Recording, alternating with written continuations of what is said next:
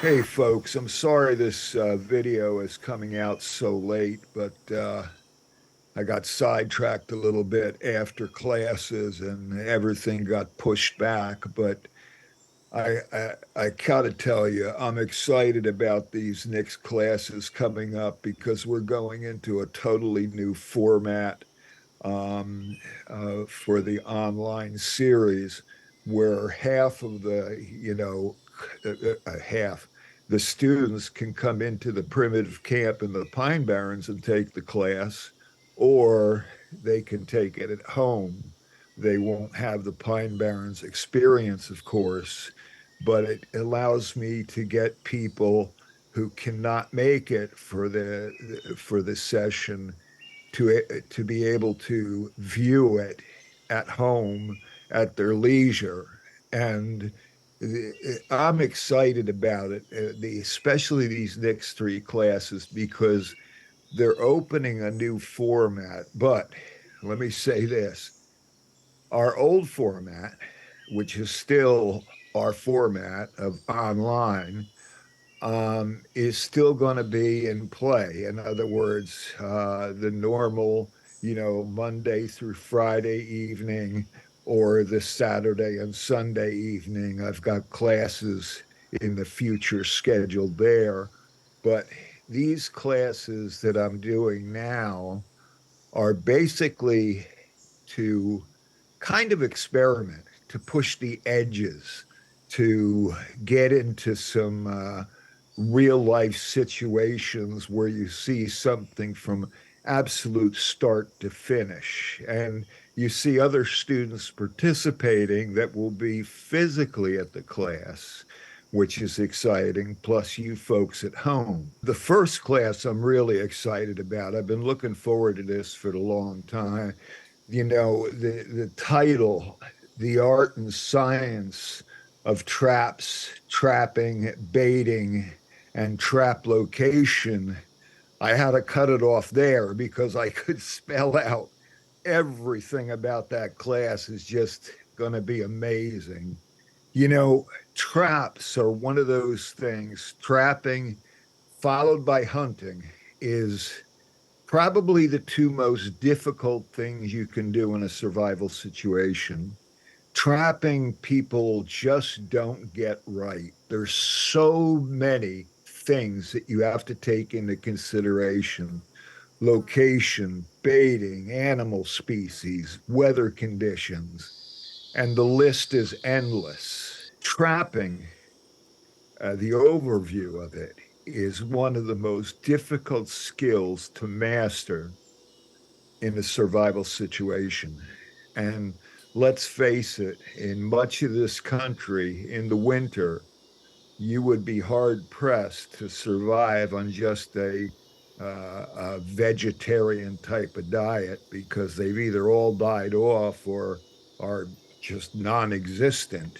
And trapping becomes a necessity, it becomes a choice between your life and death, and whatever your beliefs are, about that, wait till you're close to death before you decide whether you're going to live or die. It's that simple. But anyway, trapping is such a science, an art. In fact, it's a philosophy unto itself. And what I'm going to do in this class is exciting. We're going to build traps, start to finish, and use non-lethal trap methodology where, for instance, if it's a deadfall, the deadfall will fall only like an inch or so before it hits the retainer sticks, will not kill or harm the animal. It might scare him a bit, but that's about it. If it's a snare, then we have breakaway snares where as soon as an animal loops its head into that snare and with the tiniest tug, that snare will break away, but the spring stick will still go, and it'll show you exactly the animal you might have caught through the tracks and the other elements in the ground that's going to determine what animal missed your trap or was not killed by your trap. And it's going to have a lot of that, a lot of detail on baiting, trap location. They say in real estate, location, location, location.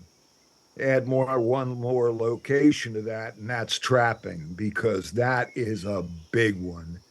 Setup, the descenting, the meticulous way that you create the trap. And you're going to learn a lot of different traps and techniques that come from, years and years, generations of experience that we just don't have the latitude of time in like a standard or an advanced standard class to go through every little detail in the traps. And as far as I'm concerned, this class is a must because of all the detailed information that it's going to, show you, demonstrate to you. And to list all the things that are going to be found in this class would just be endless. I mean, seriously, I've got all this time. I got Thursday night, all Friday, Saturday, and most of Sunday to get this across to you. And there's not much of a review, though we will take a trap that you learned like in a standard class, and I'll show you modifications to it. Like, for instance, the figure four, the simple trap, except the figure four is uh, one direction. The animal has to pull the bait away from the upright. With a modified figure four, it can go either way. So you don't have to block off that one side. Just little details like that. The scenting, descenting of a trap, the locations are so crucial. I mean, you can have the best trap setup in the world. Everything that you use for that trap is the best. It's descented, but if you don't have the right location, your trap will sit there for a year until somebody kicks it over, that kind of thing. So to me, it's like a non brainer. Trapping is such an essential part of survival and one of the most difficult parts of survival. And you'll see, it's just going to blow your mind. I hope to see you there. The next class is called the Hidden Skills of the Scout. This class is a mind blower. I don't care how many scout classes you've had, or if you've been a shadow scout for the last 20 years or so. This class is going to be so unique and so detailed that it'll absolutely blow your mind. Little things that would take an accumulation of generations and experience to embrace and to eventually master, you're going to be getting in in a weekend, so to speak, a long weekend. And I can't even begin to explain to you what's going to be in that class because we're going to be all over the map. Things that I don't have time to teach in a scout, advanced scout, expert scout, things that you don't learn in short order as being a shadow scout. And plus, I'm going to get into a lot of the scout history and stories and things like that. And to me, the scouts are like the gods of the wilderness, small g.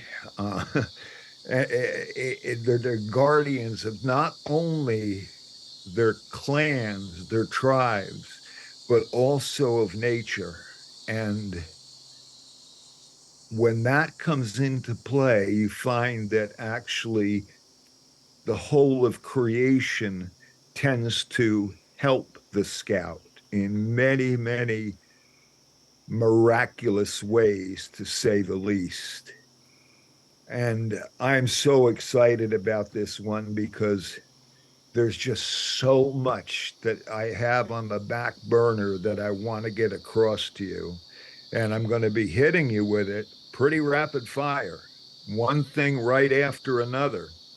And the neat thing again is that we're going to have people on board in the Pine Barrens. And if you can't make it, you can watch it at home. And the format is really unique and highly experimental, but I think it's going to work really well, and for many reasons. Not only do you see the skill, but you see your fellow students going through the skill, making mistakes and learning from them. And that is one of the best educations. And I'm, again, so excited about this class coming up that it's a long time coming, let's put it that way. If there was a class beyond the expert scout 2, this would probably be it, but all you need is the basic scout philosophy and out, have taken the scout class in order for you to understand it.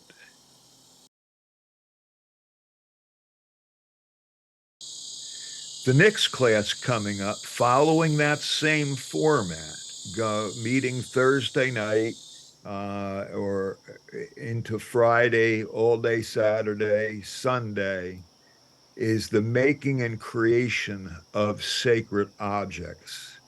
And there's so much that goes into this stuff that, again, with other classes, physical classes, and even online classes, I cannot even dream of being able to cover. It's got to be more visual and uh, more detailed. Remember when I'd say that grandfather, when he created something, it was a visible form of prayer, because as you saw him sitting someplace, pressure flaking an arrowhead or making a basket or whatever, it was like prayer. He was on his knees and his skill was here, and you could see him talking to it, the back and forth, the give and take. And it's such a beautiful philosophy behind that creation and making of sacred objects, where you take something as simple as a stick and you turn it into something that is highly sacred, and people will unconsciously gravitate toward it. They can feel it someplace deep inside themselves. And of course, like the other classes, this is going to be filled with stories of the sacred objects, where they come from, their origins. And as we go through the making of these objects, we're going to go through the collecting, the making, the prayers, the songs, everything that goes with it. And it's going to be a very unique class in so many ways. You'll never look at your sacred pipe the same way again.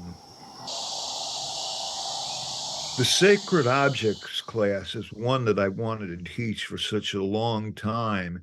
As close as I get to it is the philosophy workshops, when we go through the personal sacred pipe and medicine bags and bundles and stuff like that. But it doesn't really reach to the soul of that object and what goes into it and what makes it stand out from every other like object that has not been blessed or prayed for. But I want you to get into the habit of also, whatever you're making becomes, like grandfather, a visible form of prayer, where when anybody touches it, no matter what their philosophical background or spiritual background, they can feel something different in it and something cherished and sacred. The thing about all of these classes is that, there's going to be a lot of information coming at you.